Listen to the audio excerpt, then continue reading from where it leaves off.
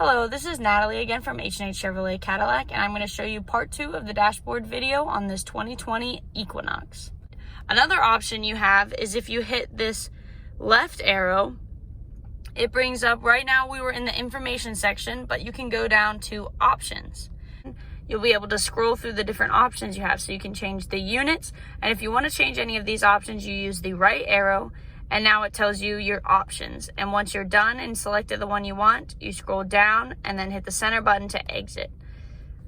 So units, you can also change whether traction and stability are on. You have your speed warning. Once again, if you wanted to turn it on, you hit the center button and it brings up your options. And then once you're done, you can hit exit. And then you can scroll up. You also have the info page. And this time, if we hit the right arrow, it'll bring up edit list. So in the info page on the other scroll bar, you can change what options are available. If it has a check mark, it shows you what you're able to use.